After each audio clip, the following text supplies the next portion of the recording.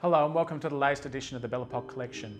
Today I'm going to be talking about one of the most iconic images of the 20th century by one of England's greatest photographers, Lewis Morley.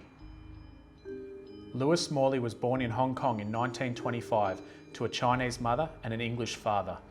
During World War II, he was interned with his family by the Japanese and later repatriated to the United Kingdom. Following training at the Twickenham Art School, he moved to Paris in the early 1950s, where he lived as a painter. The title of this original oil painting is Pooch, and it was completed around 1960. The colour, shape and form of this painting was inspired by the American pop art movement. At the time, Morley was part of a new wave of contemporary artists emerging in Britain, alongside David Hockney, Peter Blake and R.B. Kitaj.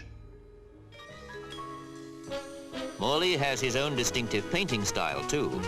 At one time he was a Paris-based artist, painting by day and living from the money he earned as a telephone operator at night. Gradually he developed a strange technique, splashing and daubing his paint around and then burning it.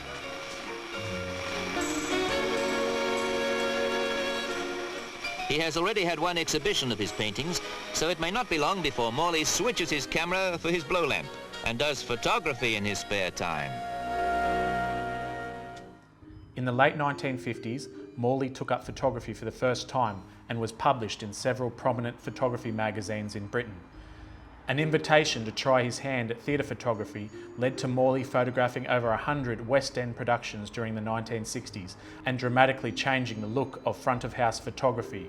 His photographs of emerging actors included Michael Caine, Maggie Smith, Peter O'Toole, Anthony Hopkins and John Hurt, among others.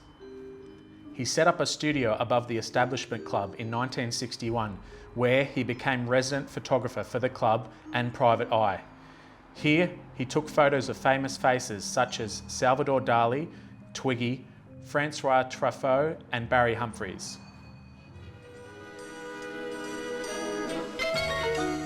London photographer Lewis Morley is intent on getting the right angle.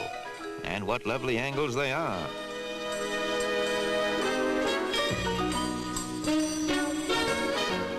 Today's avant-garde snap-happy brigade are a far cry from the days when taking a picture was marked by a puff of smoke.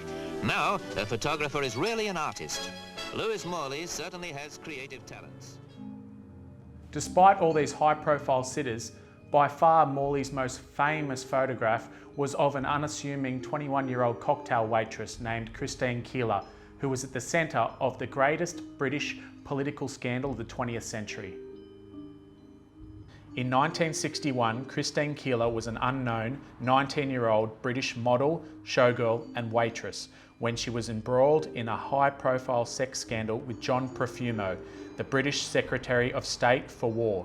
At the same time, she was having an affair with Soviet naval attaché Eugene Ivanov. Pressure from Fleet Street forced Profumo's resignation, drove Stephen Ward to suicide, Keeler was imprisoned, and the government was brought into chaos and disrepute. Morley photographed Keeler in his studio above the Establishment at the behest of Peter Cook as publicity shots for a future film, Profumo Scandal, which was blocked from release in the UK. This rare, iconic, hand-signed and numbered platinum print on Arches paper, produced from the original 1963 negative in 1994, was limited to 25 prints. It is one of the most valuable and sought-after photographic prints in the world.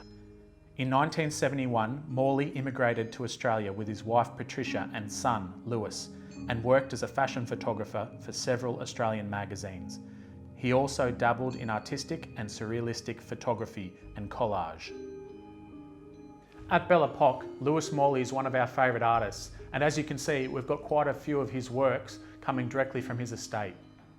Works such as these original silver gelatin photographs and this mixed media constructed out of used Kodak film boxes. In 1989, his retrospective commenced at the National Portrait Gallery in London, followed by further retrospectives at the State Library of New South Wales and National Portrait Gallery in Canberra. Morley passed away in 2013. I hope you've enjoyed the latest edition of the Belle Epoque collection, and I hope you've learned something. Please stay tuned in the following weeks because we're going to have some really fantastic works by some world famous artists that you will have heard of and might be a little surprised we have. And I hope to see you next time. Take care.